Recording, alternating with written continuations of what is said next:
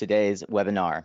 Thank you for joining us on behalf of CEA and our esteemed panelists. My name is Nico Johnson, founder and host of Suncast Media and the Suncast Podcast.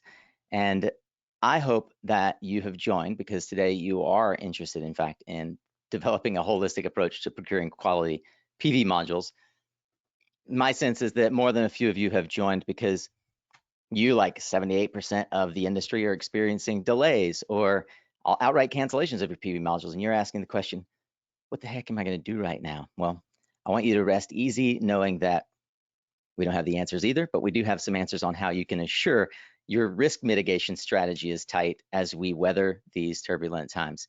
I want to kick things off with a quick poll. As I do, I want to thank everyone who showed up on time. Love those that do show up on time. The early bird gets the worm, as they say, and right now you got to be early to get any sense of module procurement right now in the industry. So following the AD/CVD decision, are you considering buying solar panels from suppliers that maybe you haven't used in the past? Yes or no? You see, in the wake of the recent AD/CVD decision, many solar buyers are turning to suppliers that they haven't purchased from before. Today's discussion, we're going to feature experts from CEA, PVEL, and Strata who will discuss strategies to minimize quality risks, especially when you're buying from new or perhaps unapproved as yet vendors and suppliers. Maybe they're not on your AVL, maybe they're completely altogether new to you and your team, but not to the industry as a whole.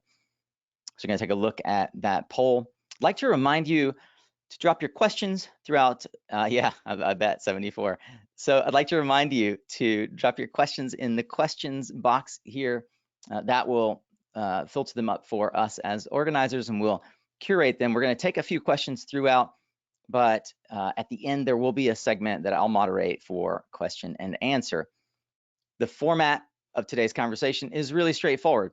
We are going to have presentations, brief presentations, 8 minutes or less, from Lenny John, Chief Procurement Officer of Strata, and his compatriot, Will Johnson, Sourcing and Supplying Quality Manager at Strata. They'll talk about specific case studies where they've had to address the issues that you all are facing in your business. We have George Tolapas from CEA, Senior Director, Technology and Quality. And we also have Tristan Arian-Larico, Head of PV Module Business Unit for PVEL. Before we get into the presentations, I'd like to invite Lenny John to the stage to give a little bit of perspective about the problem that we're all addressing today. Lenny? Thank you, Nico. And thank you all for joining. For those who aren't familiar with Strata Clean Energy, we are a North Carolina-based integrated clean energy company, and we've been installing solar projects since 2008, and our focus has primarily been on utility scale projects, and we've also become one of the largest battery storage developers with a huge pipeline. And Strata's unique vertical integration gives us the perspective of a developer, an EPC contractor, an O&M provider, and an independent power producer. This perspective gives us an appreciation of the importance of quality assurance. And during our 14 years of experience procuring solar modules, we have learned a few key lessons that we are going to share with you today. The main lesson we have learned is that proper quality assurance procedures need to be implemented on every order because even trusted suppliers can pose quality risks. This is especially true in the current challenging supply environment. Suppliers have incentives to control costs by compromising on quality or resisting quality assurance requirements from customers. So if you're looking into procuring modules from a new supplier, as Nico mentioned, due to this AD/CVD investigation or other market volatility, a good QA program can help de-risk procurement of modules from an unfamiliar supplier. To ensure we are procuring only the best quality modules, we rely heavily on quality assurance partners such as CEA and PVEL, and we thank them for including us in today's webinar. Thanks, Lenny. Appreciate that. So now, without further ado, I want to bring up CEA's own George Tolapas, Senior Director of Technology and Quality, to help us understand the benefits of taking a standardized and detailed approach to contracting. George, I hope I haven't butchered your last name. Yeah, it's closed. Thank you. So I'm gonna talk about CS Golden Standard for PV module procurement. So in the last 10 to 15 years, solar plowed through waves of supply chain turmoil, regulatory headwinds, and trade wars like today. And despite all this, we've managed to globally have installed just recently 1 terawatt, which is a cause for celebration and parties. And I know there have been some parties in March. However, we have a new type of challenge emerging as solar grows. And this has to do with the pace and scale of changes in the PV sector in the last 4 to 5 years, which is unprecedented. Now, the products that the buyers were getting just 5 years ago were very different to what is offered today. In 2017, the most common utility scale product was a 72 full cell multi-cell technology glass backsheet module using a 6-inch wafer. And that was really first launched, I believe, by Suntech back in 2008. So remarkable stability. However, in the last 5 years, we have witnessed the massive shift from multi-crystalline aluminum back surface fill cell technology to mono-PERC, the wide adoption of half-cut cells, the dominance of bifacial glass products, the introduction of multiple busbars, wires, the shift towards very large format wafers and modules, 182 and 210, and now the rise of N-type cell technologies, predominantly N-TOPCon. So this is a challenging landscape. Next.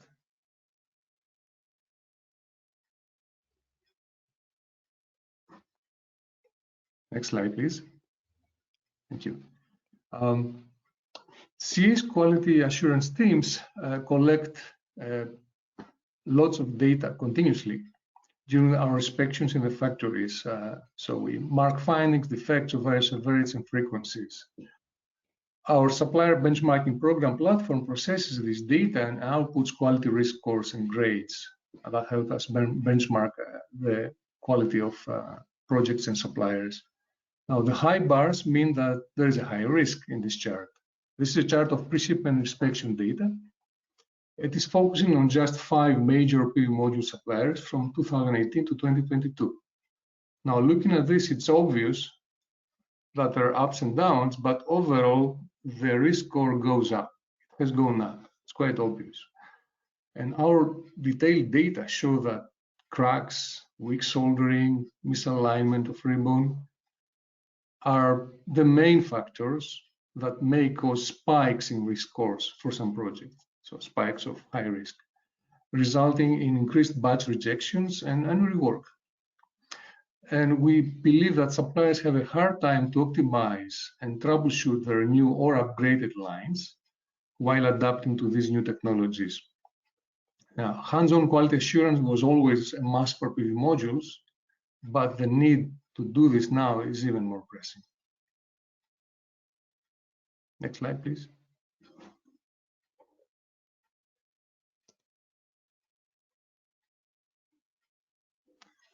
CS Golden Standard was developed back in 2016 and has since growth in depth, sophistication, covering new technologies and risks. With the Bill of Material Review service standardized and added about 3 years ago. Now, the Golden Standard defines the product, production, and quality assurance requirements.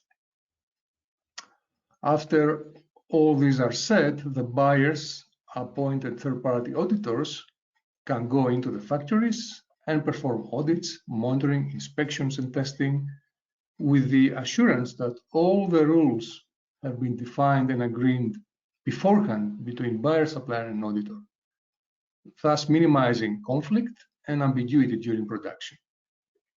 So you can see here how the Golden Standard is connected to the subsequent QA steps by seeing the arrows. So if you can forward to the next slide, we'll see the arrows as well.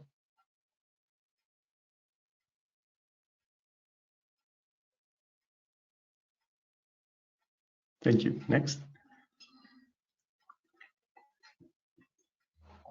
Now, the Golden Standard is a full service package that is split in parts, and this is done for flexibility and ease of execution. Product requirements include the bill of materials, certification, extended reliability testing performance, such as PVEL's PQP that Tristan will present later on, and characterization testing, PAN files, IAM, and the like. Production requirements set production standards, from warehouses to packaging of a finished product, and quality assurance requirements take care of the in-production monitoring conditions, pre-shipment product sampling inspection, batch testing, inspection criteria, sampling rates, acceptable number of defects, and define buyer's rights is very important to inspect, accept, and reject product. In parallel, the BOM review checks that the product requirements are followed, and we'll see that a bit in more detail later. Next one, please.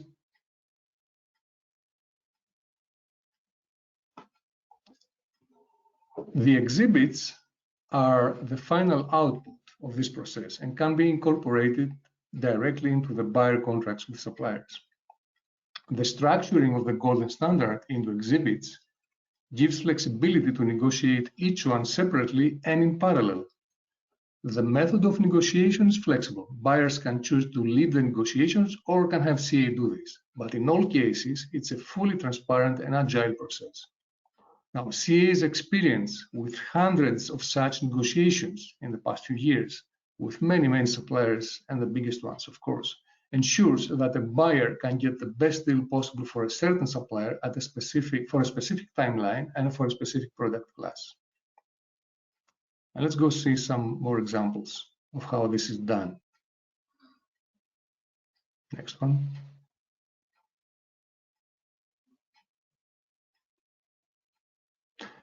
Looking at the bottom right-hand corner, this is what a demanding buyer will do with strict requirements. They will choose the full package and execute the whole exhibit set for product, production, and quality assurance requirements.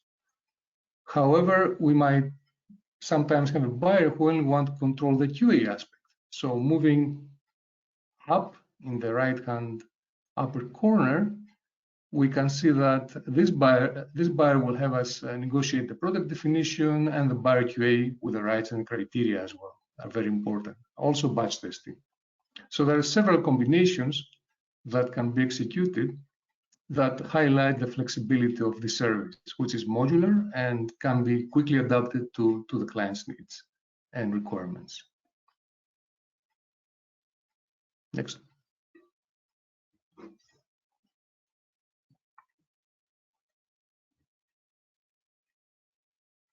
Now, a few words about the BOM review, bill of material again, for BOM. The BOM review screens risky BOM combinations. These might be either unsuitable for the project conditions. For example, if there is a severe hail, then maybe the glass can't take it, or the module construction cannot take it, or severe snow load. They might not perform well in, for example, in extended reliability testing, PQP testing. So this can be found out by reviewing the test reports. Or sometimes the materials don't have enough track record, they're fairly new or not so well known, so there's inherently a risk aversion in these cases. At any rate, in IEs and TAs, technical advisors, independent engineers can get very helpful insights by reading these reports, really inside knowledge and deep analysis.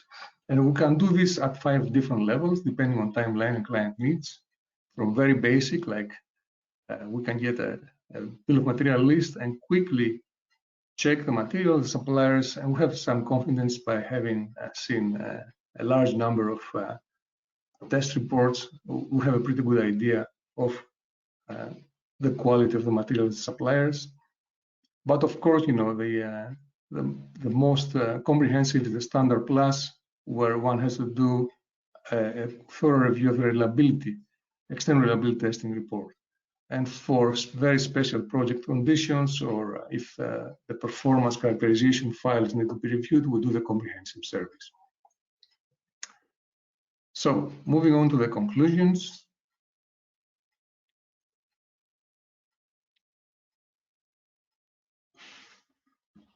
Quality assurance is a very holistic process, and it has to be done early.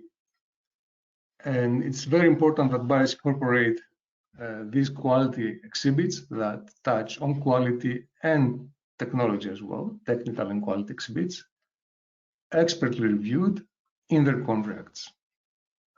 If you want to do that later on, it's going to be very hard, especially when it's a seller's market like it is now. So it's better to do everything in place at the very beginning.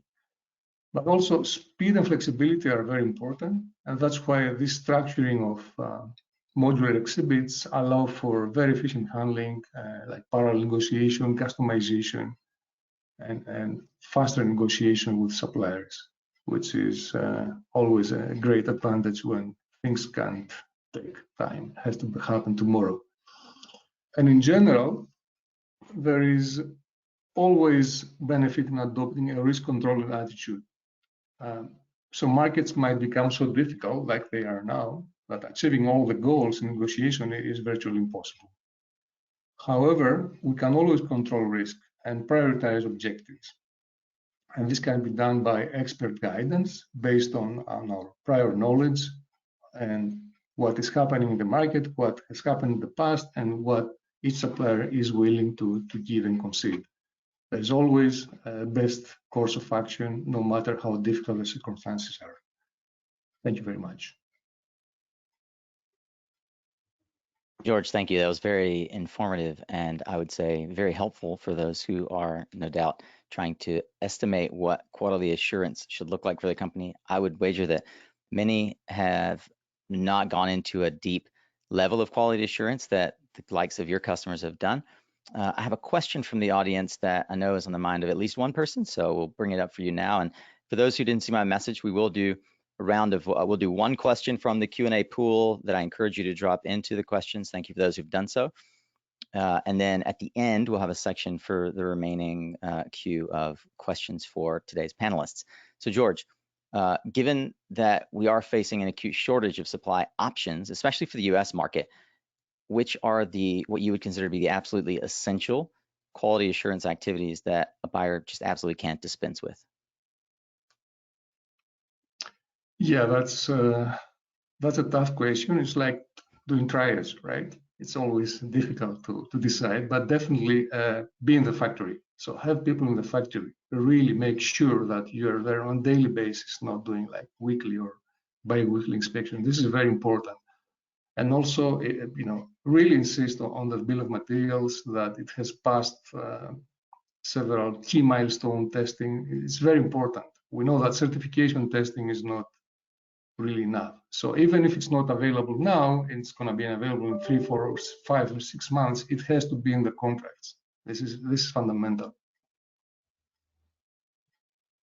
Very well, be in the factory. Well, it's often very difficult to wrap folks' heads around being in the factory. So I'm sure somebody's going to reach out to you, George, to figure out how they can have an extension of their team in the factory. And that's something that CEA spends a lot of time helping customers with.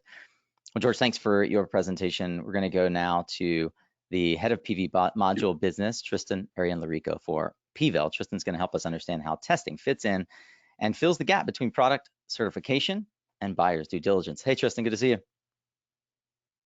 Hey, thanks for having me. And great segue from what George just said about knowing that certification testing is not sufficient to protect investments. That's what I will be focusing this presentation on. Next slide, please. So first, a quick introduction. For those of you who don't know us, PV Evolution Labs, or PVEL, as we're known in the industry, is the independent lab of the downstream solar and storage market, and we're based in California, USA. You may have heard of us from our rather popular annual PV module reliability scorecard. The 2021 edition has been accessed over 20,000 times since we released it last May, and we're just finishing up the next edition, which will be released next month. So as it says here, our mission since our founding over 10 years ago is to create data that matters for the solar and storage industry adoption. As you can see on the screen, we provide a wide range of services to the industry, which is all focused on that mission. And we work with companies all over the world, including banks, developers, asset owners, insurers, etc., We have over 400 downstream partners in the PV and storage stakeholder community, and we support them with data to de-risk their procurements and projects. Next slide, please. So just quickly, an agenda slide here. First, I'll give a brief refresher on PVEL's Product Qualification Program, or PQP. Then we'll look at 4 recent PQP test results that demonstrate how our testing provides value over just relying on certification, as well as showing how changing the bill of materials can impact module reliability. Next slide, please. So for that refresher on the PQP, for those familiar with it, or an introduction for those of you who aren't, PVEL launched the module PQP in 2012 with 2 goals. So 1, to provide the necessary due diligence to the downstream, giving that valuable data to them, and 2, to provide third-party recognition to module manufacturers who are producing reliable products. So one key aspect to the PQP, as you can see there, is that sample modules that get shipped to PVEL are factory witnessed during production. This is a gating step for every PQP that we test. Our in-factory auditors from CEA or other service providers follow a multi-step approach to ensure that the bill of materials being used in the modules we receive has been verified and recorded in detail. And this is included in our PQP factory witness reports. So from there, it can be extracted into BOM exhibits, as George discussed earlier. And if you get those BOM exhibits from PVEL, they are free of charge for use in your procurement contracts. And specifying the exact BOM or BOMs that did well in PVEL's PQP testing is one of our key recommended procurement best practices. Next slide, please. So another key principle of the PQP is that it is regularly updated to provide module buyers with consistently relevant data as new technologies and manufacturing techniques are introduced. The current test plan for the PQP is shown on screen there, and we released that version last October. The updates we make to it are in response to feedback from the market, including downstream buyers, asset owners, financiers, independent engineers, also from module manufacturers and independent research institutions. As you can see, the PQP includes a number of tests designed to address a range of known PV module failure modes, as well as in-depth module characterizations at different irradiances and temperatures and different light angles. That's as part of the PAN and IAM testing. So PQP participants submit their factory witness samples for all of these tests, and the reports are released throughout the project's duration.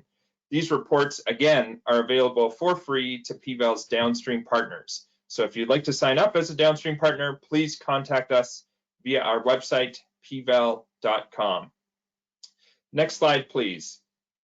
And you can breeze over that. That's just an introduction to these fascinating results coming up. So this first example is from our thermal cycling test, where modules are chilled to -40 degrees, then heated up to +85, then cooled down again to -40. And while the temperature is increased, the modules are subjected to maximum power current that stresses the module's bypass diodes and soldering. So in this case, we have a module that did really well following 200 of those thermal cycles, and that's the IEC 61215 test duration. But on the second round of 200 cycles, the module suffered a catastrophic failure due to a short-circuited bypass diode or an internal open circuit in the module, and that reduced the module power output by 1/3. This is sometimes referred to as a sub-module failure. And we have field data that shows that these types of defects can be quite prevalent in batches of modules, and it's something that certification testing rarely detects. But our thermal cycling to 600 cycles can weed out those types of modules and those designs. Next slide, please. So we have a similar example here, but from our damp heat test, which subjects the module to 2,000 hours at high temperature and high humidity. This instigates corrosion and or delamination in susceptible modules. So note again here, the IEC certification requirement is 1,000 hours, but for the PQP, we doubled that to 2,000 hours.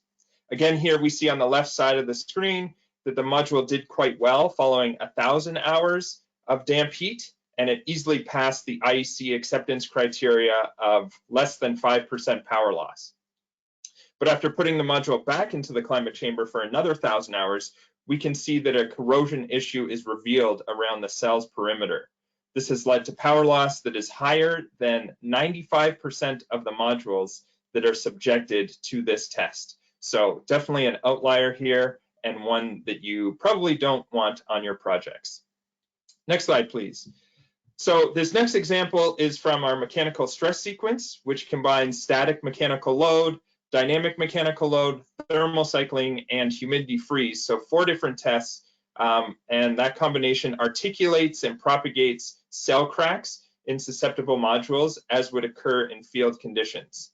Here we have 2 very similar bills of material produced by the same module manufacturer, and these have the same nameplate on the back. They're the same module with the same data sheet, but using 2 different bills of material. And really the only difference between those bills of material are the glass and encapsulant suppliers that were used. Everything else is the same frame, the same cells, everything else is the same other than those 2 raw material suppliers. On the left, the module did quite well. It would be considered a top performer in our scorecard. On the right, the module passed the IEC static mechanical load test, which doesn't require any subsequent stress testing. But when that module was put through the full test sequence at PVEL, it had greater than 5% power loss. And if you look at that EL image there, it looks more like modern art than a functioning PV module. So not very good. You probably want bomb 1 on your project and not bomb 2. Next slide, please. And for this last example, let's look at potential induced degradation. This test uses high temperature and high humidity, as well as high voltage, to instigate PID in susceptible modules. Again, here we have 2 bombs from the same manufacturer, same part number, same everything, identical cells, but and other materials are also the same, but there are some differences in the materials as listed on the screen. Those are clearly impacting performance. Again, the bomb on the left is a top performer. The bomb on the right just passed the IEC PID requirement. That PID test was just added to 61215 last year. It's for 96 hours and 5% power loss is the maximum allowed. So you can see it was at 4.8% power loss. It passes certification. It can become certified and end up in your project. But what would you rather invest in, bomb 1 or bomb 2? Next slide, please. So that's pretty much it from me for now. Hopefully you've seen that certification testing does not fully determine if specific bills of material are worth investing in, and you can see the clear value that PVEL's PQP brings to the industry. We'll be going further into these topics in our upcoming PV module reliability scorecard, which is shaping up to be the best one yet. And so please watch out for that being released next month. Nice plug there at the end, Tristan. And your scorecard has been your calling card. It's definitely one of the ways that you and I met, and something that folks are become acquainted with PVEL for, and the quality that you guys offer in the industry is really par excellence. So I have a question from the audience specific to PQP around this current seller's market. You know, it's effectively turning down orders in the market rather than taking orders. So what happens when a manufacturer is just reluctant to complete PQP testing? What should I do as an installer if the manufacturers won't agree to sign up for this level of testing? So very timely question. I've been talking to an up-and-coming manufacturer recently, and they've been really dragging their heels about PQP. They don't know if they want to do it or not. And one of their purchasers who's signing up to buy a few hundred megawatts came to us and said, we need a quote for PQP testing. We're going to pay for this ourselves. You know, it's not going to be eligible for the scorecard now because it's now a downstream project. So they're not going to share, that developer isn't going to share the reports with anybody. They're paying for it and they own that data, but they see enough value in the data that they're going to sponsor that project. They're going to arrange for the factory witness and get us samples and do that themselves, rather than, you know, let the manufacturer drag out these negotiations or refuse to do the testing. And, you know, it's results like what we've shown in the past scorecards and what we just showed on screen there that has convinced them that this is important data. We need to do this for ourselves. Yeah. Hopefully manufacturers sign up and we share the data with the downstream for free. But if they're not going to do that, it's definitely still a worthwhile investment. And this is very important data to help determine which bombs to purchase. It sounds like what you're saying is it's a point of leverage even in the contracting period, that eventually module manufacturers are going to want to have this as one of the boxes that are checked, just like getting other types of certifications. And that the example you gave is an IPP and an asset owner themselves saying, we want this kind of qualification in order to know that the asset is secure and that we can stand behind it. Is that right? Yeah, and for that IPP to go to their investors and say, we check the box ourselves. Here's the PQP data. You know, we have this, and it's going to make their conversations with their investors much easier than saying, well, the manufacturer didn't want to do it, so we didn't bother. And now investors might walk away from those projects. Makes sense. Well, we'll have more questions for you. A bevy of questions are coming in for you as you were doing that presentation. Thank you for that. Finally, we are going to have the customer's perspective once again from Lenny John and Will Johnson. Lenny, as I mentioned earlier, is the Chief Procurement Officer at Strata, and Will is his right hand, Sourcing and Supplier Quality Manager at Strata. They're going to share from real world examples of module quality challenges and how they overcame them. Hi, good morning, good afternoon, good evening, depending on where you are. Thanks, Nico. And as Nico mentioned, yes, we're going to share some real-world experiences that we've had procuring modules.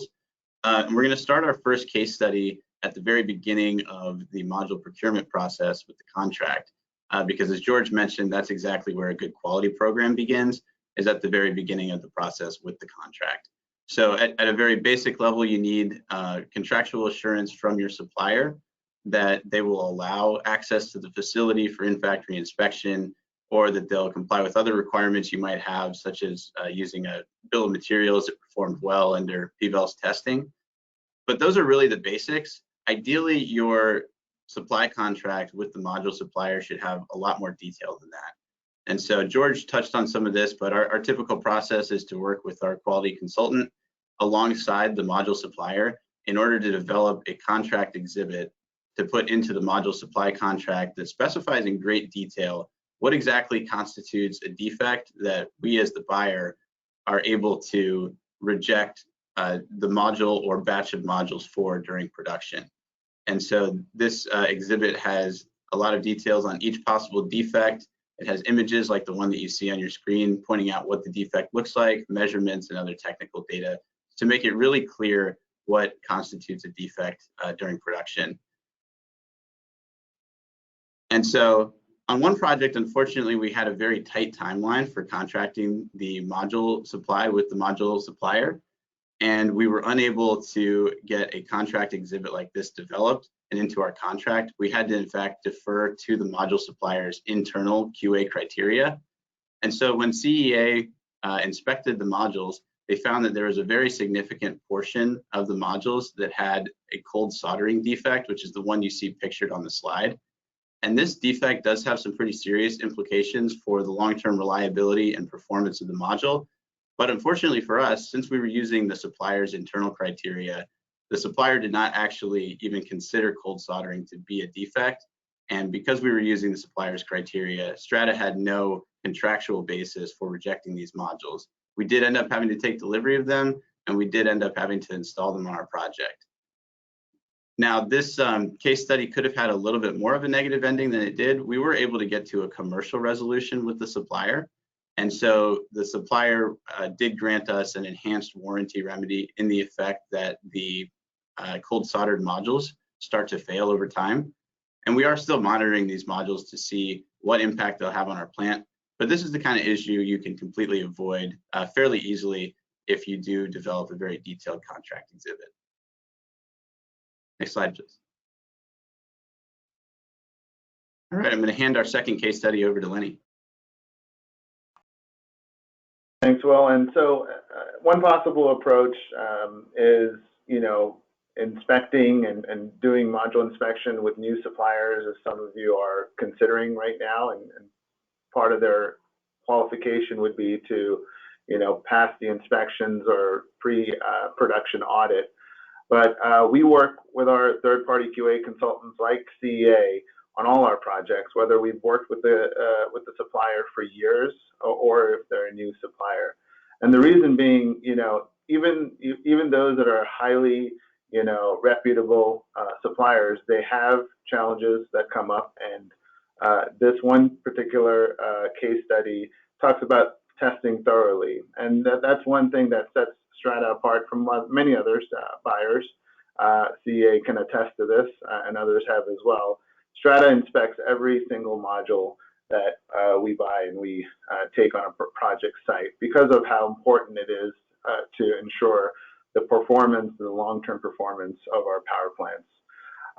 And with this one particular case, the supplier was highly qualified in their factory, their original factory that they produced modules, but they had opened up a new factory, and we were doing the 100% EL image inspections.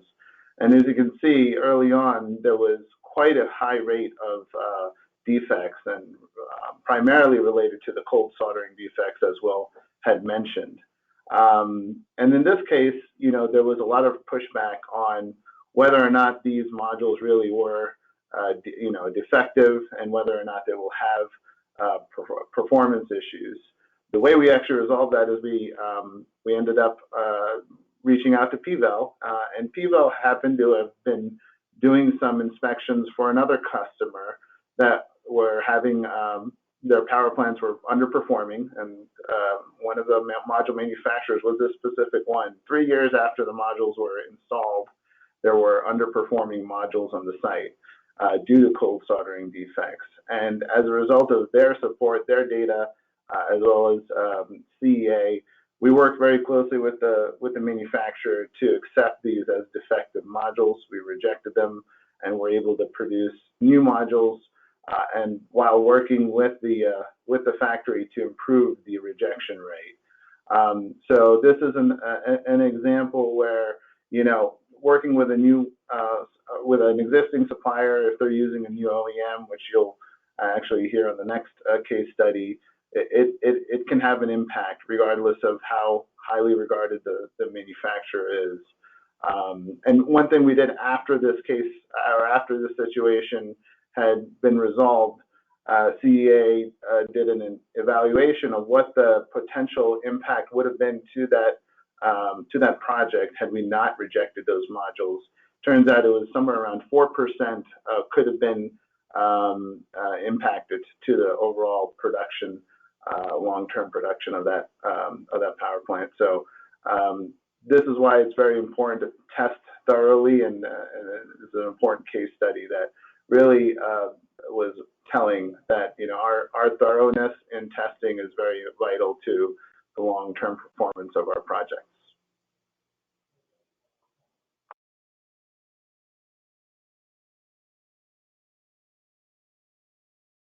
Okay, so our third case study is called Inspect Carefully. And this case study comes from a project where the module supplier had elected to subcontract the module assembly out to a third-party OEM factory. Strata's worked with a variety of suppliers in the past that have used a variety of different OEM factories, and many of these facilities produce some of the best quality modules on the market. However, in this case, neither Strata nor the module supplier had worked with this particular OEM in the past, and so neither of us really knew what to expect going in. So when CEA arrived at the OEM factory for the factory audit a few weeks prior to production, they found, among other issues, that the workshop that was supposed to be used in just a few weeks to start the production was not actually included in the supplier's UL certification, meaning that they wouldn't be able to put UL labels on any of our products, which would have been a really big problem for our project. Fortunately, since we did have the factory audit scheduled a couple of weeks before the production, there was enough time for the supplier to fix this, as well as address all the other quality issues that CEA found. during the factory audit. Unfortunately, we weren't out of the woods yet once that was complete. When CEA got to the factory again for the first day of production, they did identify quite a few new quality issues during the first couple of batches that were produced. You can see a few of them are listed here on the slide. And one that I want to draw special attention to is the fact that this factory was actually, for certain modules, rounding up the power output measurements on the modules and sorting them into bin classes that were higher than what they really should have been sorted into in order to meet the bin classes that we had ordered for the project. So had we not been able to have inspectors on the ground catching issues like that, not only would we have paid for power output that we didn't actually receive, we probably would have had some issues with underperformance on this particular project. In addition to that, as I mentioned, there were several other quality issues, and this led to us rejecting 4 out of the first 6 batches that came off the production line. In a lot of cases, when this happens, suppliers might choose to continue the production and continue to let batches get rejected until enough batches meet the minimum quality standards to fulfill the order quantity. In this case, though, due to the severity of the defects, we were able to reach an agreement with the supplier to actually cancel the current production run and postpone the production to a later date at the supplier's own factory, which we knew to have better quality control than the OEM factory.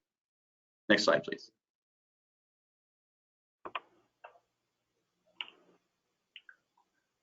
Okay, and now this last case study, I mean, you do everything with the inspection, the pre-production audits, and the pre-shipment inspections. You would expect, all right, all your modules have been qualified and validated in terms of their quality. Well, that doesn't mean you're necessarily going to get the modules that you inspected. Here's a case where that happened to us. So the production of the modules were completed, and the supplier shipped the products and provided all the flash test data with the serial numbers. So our team, you know, just does some validation just to make sure that everything that, you know, CEA inspected for us is what shipped out of the factory. Come to find out, a portion of the modules that were inspected didn't make the shipments, and we received other shipments, other modules that were not inspected. And so we had to work with the supplier and CEA to get access to the EL images for those modules that were not inspected. And they identified defects on 852 modules that would have been rejected at the factory. And as a result, the supplier had to replace those modules before, we had to replace them out of the shipments that were received. And we got new modules that were inspected and passed the, QA, QC. So that just shows you, you can trust, but also verify your supplier's accuracy. It's very important to, you're spending all this money and effort and resources to ensure you're inspecting these modules. Make sure you're getting the modules that you inspected.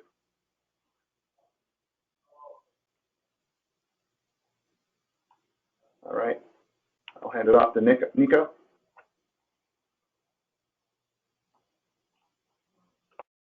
Fascinating. Thank you, Lenny and Will.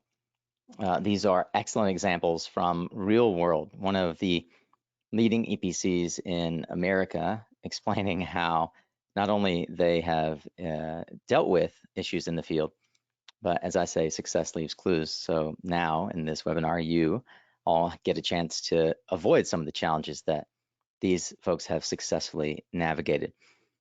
As we transition into the Q&A session, I'd like to take a moment to just invite you all to keep up to date on the topics we're discussing here by following today's presenters and the companies they represent. We've got them presented here on the screen, and we'll drop them into both email as well as the chat with clickable links so that you can follow along. Please do so. Again, as I didn't introduce myself perhaps in the beginning, please as well look for me. My name is Nico Johnson. I am the host of a popular podcast called Suncast, and my company is Suncast Media. For the last 15 plus years, I've been in the solar industry, helping folks navigate this sector and make informed, confident decisions. Next, we're going to go into the Q&A session. I'd like to invite all of the panelists back onto the stage, if you will. Thank you for those of you who have submitted questions. We are filtering through them. We may not have time to get through all of them here, but we're thankful for those of you who did submit questions. If you have one still that you'd like to present to the panelists, please drop it into the questions function of the control panel.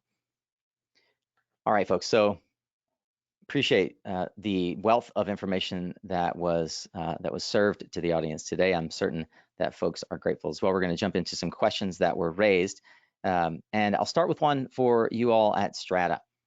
How can I get suppliers to accept quality audit requirements when the supply is so limited due to AD, CVD, shipping disruptions, etc.?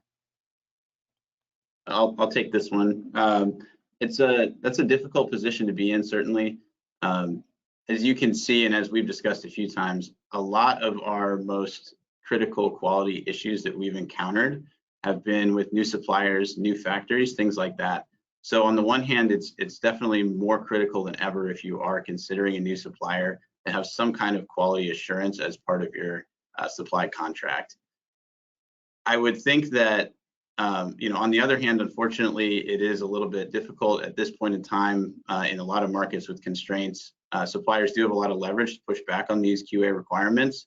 But I would think that, at the very least, you, as George mentioned, would want to have somebody in the factory to catch issues like, many of the ones we discussed today.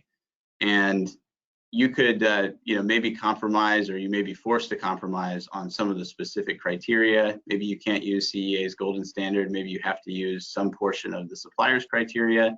But at the very least, I would think that a reputable supplier would allow for in-factory inspection just to verify that factory is using the supplier's own quality processes.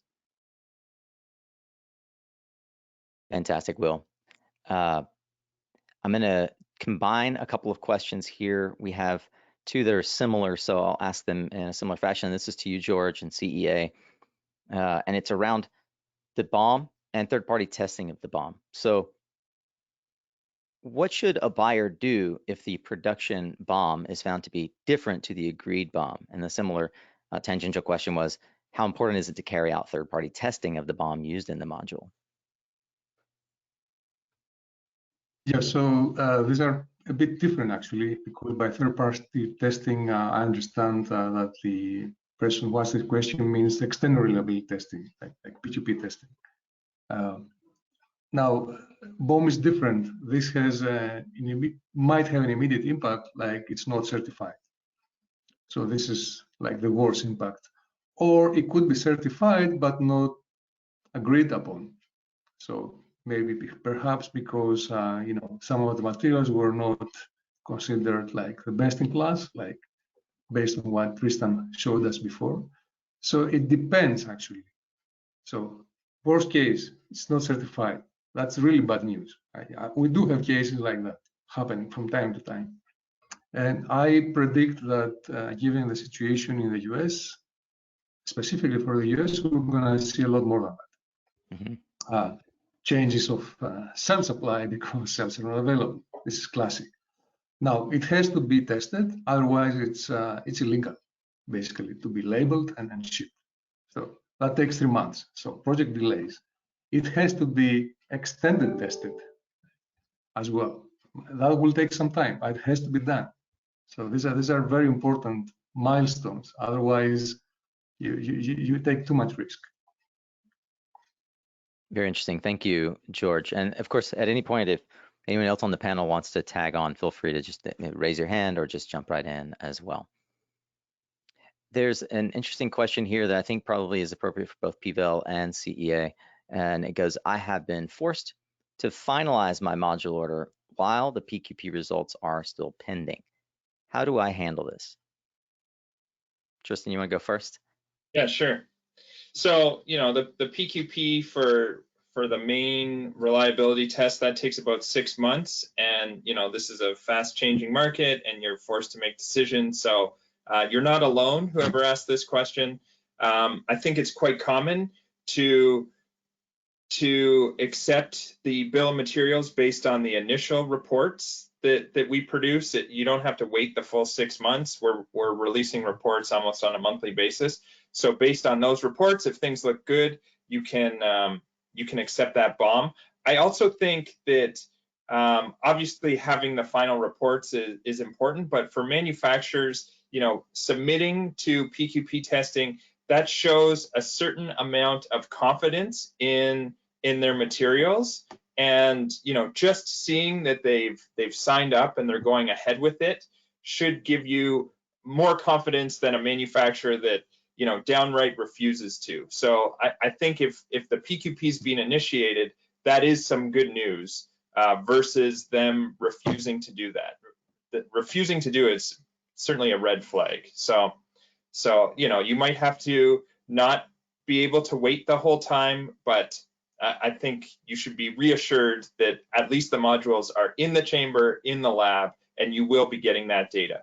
And I'll pass it over to George, who I assume will talk about what you can put in the agreement should our testing uncover some issues. Yes, so this is extremely common, as you say, right now, and especially in the last few years with all these changes, the manufacturer didn't really have time or the budget to do all the testing that was required. It's also very important. PQP is really, let's say, a very important flavor of the external reliability testing, and which is done. There is a framework, IC framework.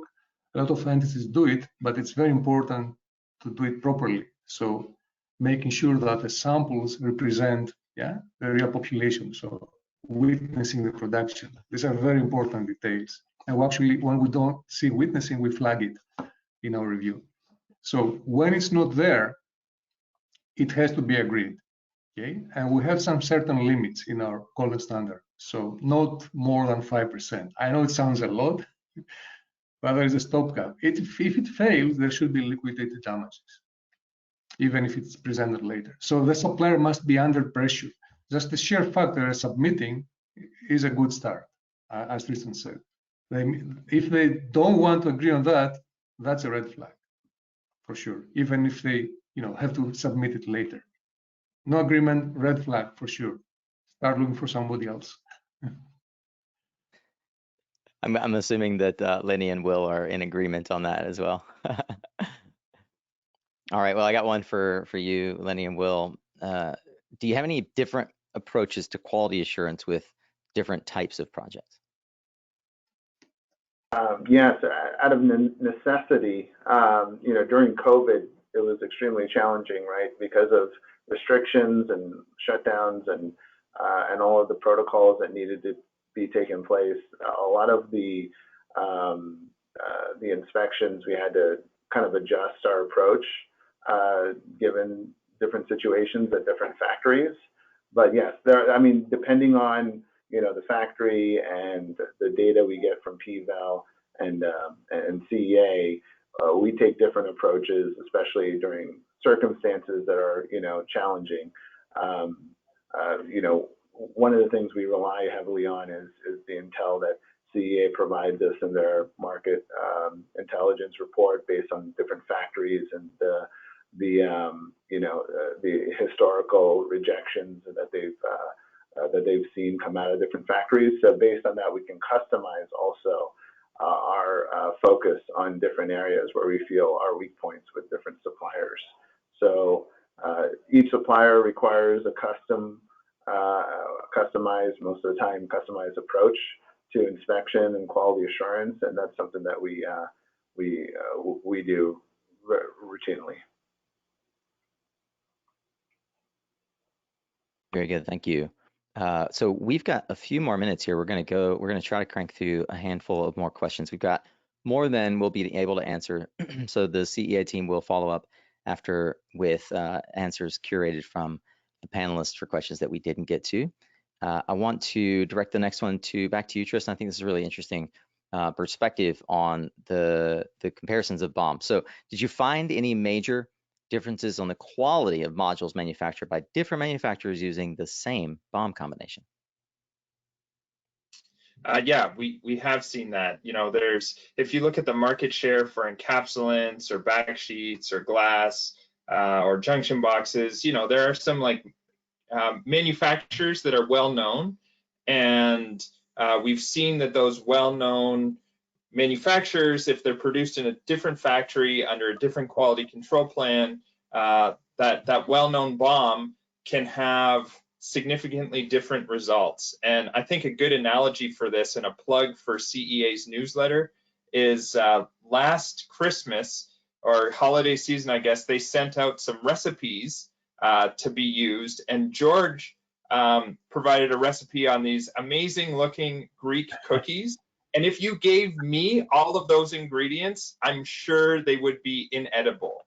No one would eat them because I don't have the know-how that George has when making those cookies. And if you take the same module components and you give them to a factory with poor process control and poor quality control, those modules will be inedible and you will not want to have them on your project. So you can't just look at, you know, using the same BOM is, you know, that should give you a bit of a warm and fuzzy, but it can't be a replacement for ensuring that they do a good job actually putting those materials together. I love the cookie test. That's a really great example, Tristan. You're always one for good analogies. Thank you for that. I think we got a time for two more questions. I'm not sure who would want to answer this one. I'm going to ask. It's a little bit of a longer question, and then I've got one more left for you, Tristan, after this one. So, seeing the presentations, one of the important points is that you need to have a solid contract to successfully raise claims. For this, you have to have rather an extensive list of examples with problems that would be claimable. Therefore, where can one start? Where does it actually end? Or am I misunderstanding generally how this works? Is there a list of things for folks to know how to look through? Who'd like to take that one first? I get it right. Go for it, George. Yes. So, I mean, this is really a contract review, and every contract is different. But having a professional doing a contract review, not talking about the legal, although this is sometimes connected with the technical, it's extremely high value. And CEA does a lot of contract review. So there is no one-size-fits-all approach here, because every deal is different. Every geography is different. Every time is different as well. So very different 2 years ago than now. Yeah. So I would say that the golden standard is called gold, because it's perfect. But you probably get like bronze, tin, depending, silver. But that's the reality. But the content is there. Now, prioritizing that and making it claimable, this is on a case by case. So you might end up negotiating an arrangement where there is subsequent testing for the next 5 years, depending on the suspected outcome. And we see that happen as well. There could be LDs. It could be a combination of these two. So, but definitely you need an expert to review. Having the expert knowledge of what the same supplier is doing with others in the same or other geographies always help. Yeah. So advisory is very important. Good advising. Yep. So as you might have expected from the answer, there's not a checklist, at least not one that you'll get shared here on the webinar today, but there is a deep bench of expertise from those represented on the webinar, and in all cases, good to have someone looking over your shoulder and helping make sure that you are checking the boxes.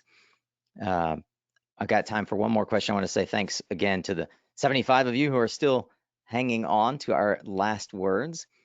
Tristan, this one is directed to you. Your slide showed that the DH1000 testing didn't show an issue with DH2000 identified, while IEC 61215. Will IEC 61215 be updated to DH2000 to catch this type of an issue? Yeah, good question, and I'll extend that to all my slides. You know, in TC and in damp heat and in static mechanical load and in PID, all of them, the certification, the IEC 61215 certification test did not catch the failure, that the longer PQP test identified. But we have to remember that certification test is setting the baseline for the industry. It's saying you need to pass at least this much to participate, to sell your modules in this jurisdiction. You know, it's not saying that this is a good 25-year investment, 30-year, 40-year investment. It's just saying, here's the baseline. If you can't meet this baseline, you can't sell the products. But that's the question IEC is trying to answer. The question the PQP is answering is this a worthwhile investment? So the 61215 test isn't going to go to the PQP durations because that's not what it's there for. It's just setting that minimum baseline. And that's what we have to realize IEC and certification is to do. And if you understand that, then there isn't a gap that IEC is trying to fill. You're trying to make it answer the question that it's not designed for. Can I just add to that? I mean, there is a technical specification that was published last year. It's an IEC 63209-1, which is basically the PQP. Well, PQP has some more sequences. So IEC is trying hard. They've been trying to do that for 10 years, but it's a technical specification. It's not a standard. There's no pass-fail. It's like a recipe to test, which is good. It's a good start. Yeah, it is a good start. PVEL assisted with bringing that over that 10 years, bringing that to the industry. But again, that's not the 61215, and you're not going to get, you know, an authority with jurisdiction saying you have to do 63209 like they say you have to do 61215, because they want to be sure the modules are safe and meet that minimum bar. Well, thanks to everyone who joined us today and also showed to present from a deep bench of experience. You've been watching the holistic approach to procuring quality PV modules. We've learned contract diligently, test thoroughly, and inspect carefully. On behalf of the panelists and CEA, I would like to say thank you for joining us. My name again is Nico Johnson from Suncast Media. Please do take a moment to follow CEA, PVEL, and Strata. They are leaders in the industry for a reason. They have deep experience in what they're doing. You can find them on LinkedIn. Please, as Tristan suggested, I encourage you as well to subscribe to the CEA newsletter for all kinds of goodies and tidbits. Sign up to receive Tristan's world-class report and the PVEL Downstream Partner Network. You can see the contact there. And lastly, Strata is one of the largest installers in the country for a reason. These guys really know their stuff. So make sure you're following them. They often share from their experience so that you can learn along with them on social media. Thank you to all of you panelists for joining us, and thanks guests for taking time out of your busy day to learn from us. Thank you. Thank you.